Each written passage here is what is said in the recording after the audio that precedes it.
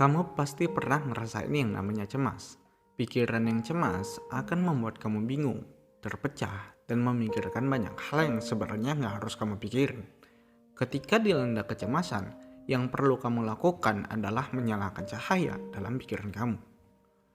Dalam rangkuman buku kali ini, kamu akan mempelajari bagaimana caranya untuk menangani rasa stres dan kecemasan yang sering mengganggu kehidupan kamu. Dan dalam buku ini juga kita akan melatih bagaimana caranya untuk memiliki mental yang kuat sehingga kita bisa menjalankan kehidupan kita dengan lebih bahagia lagi. Hai, selamat datang di podcast aku. Kali ini kita akan ngebahas sebuah buku yang berjudul Petunjuk Hidup Bebas Stres dan Cemas.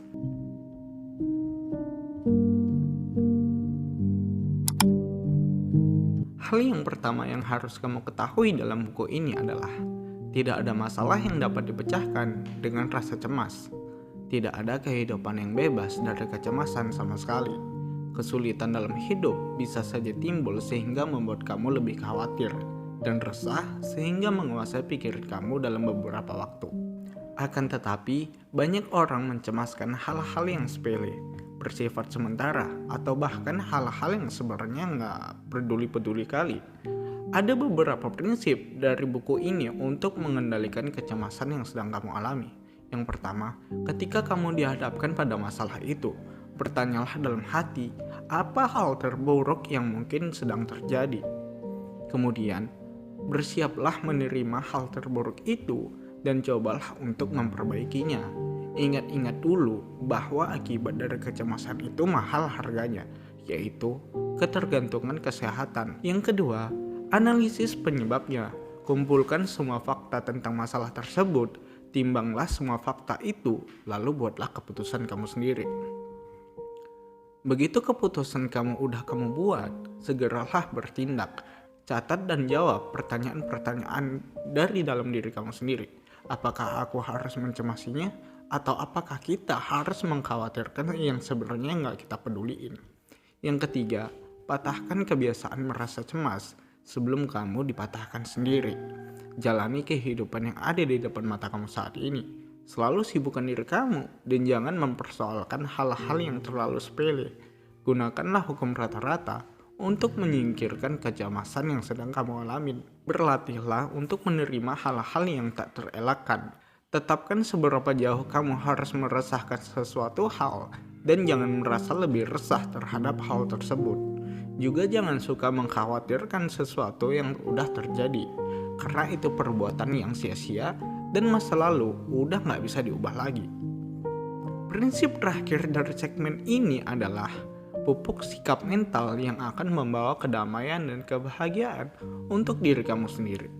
Isilah benak kamu dengan pikiran damai, keteguhan hati, kesehatan, dan harapan. Jangan menaruh dendam dan menuntut pembalasan terhadap orang yang menghina atau menyakiti diri kamu. Jangan mengharapkan ucapan terima kasih dan bersyukurlah terhadap apa yang udah kamu miliki saat ini. Orang mempunyai takdirnya masing-masing. Oleh karena itu, jangan suka meniru dan iri hati terhadap pencapaian orang lain. Cobalah melihat sisi positif dari setiap hal negatif yang sedang kamu alami. Cobalah untuk menciptakan kebahagiaan untuk orang lain dan jangan menyerah saat menghadapi kecemasan. Hal yang kedua dari buku ini adalah sebaik apapun kamu bekerja, akan selalu ada hal-hal negatif yang diucapkan rekan kerja kamu sendiri. Selain kecemasan pribadi, sebagian besar orang juga mencemaskan hal-hal terkait pekerjaan. Ketika kamu mencemaskan atasan kamu mencemaskan peninjauan terhadap kinerja kamu mencemaskan ketidakmampuan mencapai tujuan, dan kamu sering juga cemas akan takutnya dipecat. Untuk mengatasi kecemasan-kecemasan ini, penulis memberikan saran-saran berikut yang berguna untuk diri kamu dalam lingkungan kerja. Yang pertama, mari menjadi pengkritik diri sendiri yang terkeras dibandingkan orang lain. Carilah dan sembuhkanlah kelemahan kita sebelum musuh kamu berkesempatan untuk berkomentar tentang dirimu.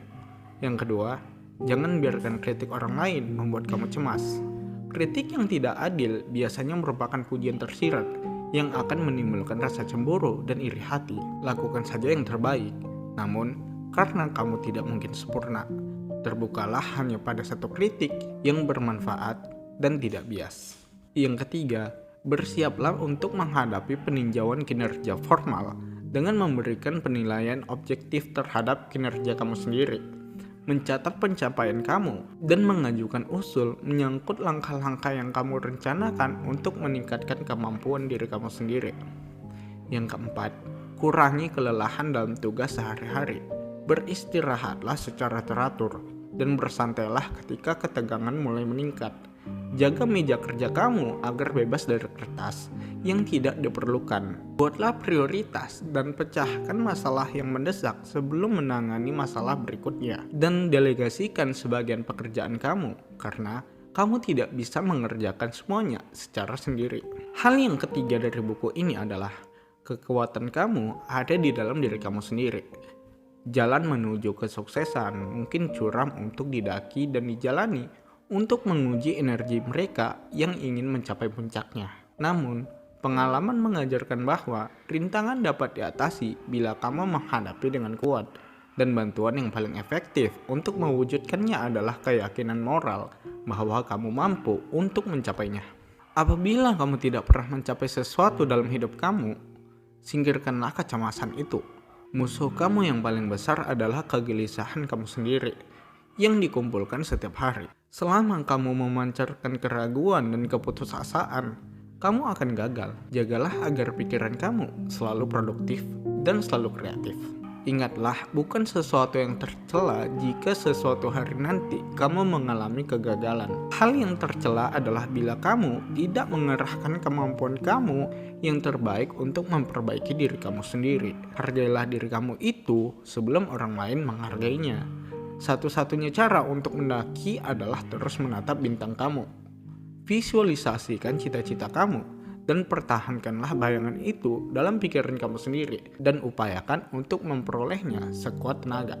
Milikilah motif yang kuat untuk mendukung pekerjaan kamu, tujuan yang inspiratif, sesuatu yang besar dan megah untuk melihat ke depan, sesuatu yang akan selalu memacu ambisi kamu. Pertahankanlah itu dan jangan biarkan kegagalan mematikan ambisi tersebut. Mental yang kuat terbentuk dari masalah-masalah yang sudah diatasi. Tidak mungkin seseorang yang tidak perlu perjuangan dan menghadapi rintangan akan mendapatkan keberanian ataupun stamina. Kehidupan itu bagai arena olahraga, dan seseorang yang hanya duduk untuk mengamati peralatan olahraga tidak mungkin bisa membesarkan otot mereka dan meningkatkan daya tahan diri mereka. Kekecewaan yang terbesar dalam bisnis ataupun dalam aspek kehidupan yang lain akan menyebabkan semangat kamu anjlok dan muncul kepercayaan diri. Wajar aja, segeralah untuk melakukan sesuatu yang bermanfaat bagi diri kamu dan sekeliling kamu. Jangan biarkan keadaan itu semakin memburuk, menjadi rasa kasihan pada diri sendiri dan ketidakbahagiaan. Dan jangan menaruh dendam pada musuh kamu, karena kamu hanya akan menyakiti diri kamu sendiri ketimbang menyakiti mereka. Kemudian, salah satu dampak lanjutan dari kegagalan adalah perasaan depresi. Kamu tidak boleh menganggap diri kamu pecundang. Apa yang kamu lakukan mungkin memang gagal, tetapi bukan berarti untuk menjadi pecundang. Kamu tetap orang yang kuat, cerdas, dan percaya diri sebagaimana sebelumnya. Abaikan kegagalan, belajar darinya, dan lanjutkan langkah kamu ke depan untuk meraih kesuksesan yang kamu inginkan. Hal yang terakhir dari rangkuman buku ini adalah, kalau mau sukses harus berani. Banyak orang yang memiliki bakat, kecerdasan, dan hasrat untuk sukses tidak pernah berhasil karena mereka dilanda ketakutan. Kamu tidak perlu takut karena kamu memiliki kekuatan yang mengatasi ketakutan tersebut. Rasa takut dalam berbagai tahap ekspresinya, seperti kecemasan, kegelisahan, amarah, cemburu, malu adalah musuh terbesar manusia. Kamu memiliki kapasitas untuk menghancurkan hal itu, menetralkan dengan mudah, semata-mata dengan mengubah pikiran kamu sendiri. Rasa takut itu bersifat menekan, menindas, dan mencekik. Jangan turuti rasa takut yang sedang kamu alami saat ini. Jika kamu menurutinya, maka sikap mental yang positif dan kreatif tadi akan berubah menjadi sikap yang tidak produktif dan malah menjadi negatif. Hal ini akan berakibat fatal pada pencapaian yang ingin kamu capai. Rasa takut itu bersifat pesimistis dan selalu memprediksi kegagalan. Sementara keyakinan bersifat optimistis dan selalu memprediksi tentang kesuksesan. Merasa cemas bahwa apa yang kamu takutkan terwujud dan meningkatkan kemungkinan rasa takut benar-benar akan terwujud. Berhentilah merasa cemas, sebagaimana kamu berhenti melakukan kebiasaan buruk yang mengakibatkan penderitaan dalam hidup kamu. Untuk memulai upaya mengatasi rasa takut ini, pahami dulu apa yang kamu takutkan.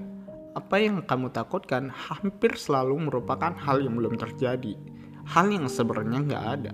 Kemudian, atasi rasa takut itu dengan cara berani untuk mengambil sikap pada diri kamu sendiri. Sebagaimana yang dikatakan oleh Emerson, lakukanlah hal-hal yang kamu takutkan dan rasa takut kamu pasti hilang. Maka salah satu cara untuk menghilangkan rasa takut adalah dengan cara menghadapinya, bukan menghindarinya. Thank you banget buat kamu yang udah stay di podcast aku sampai saat ini. Bagi kamu yang udah baca bukunya, tulis tanggapan kamu tentang bagaimana buku ini di kolom komentar. Thank you.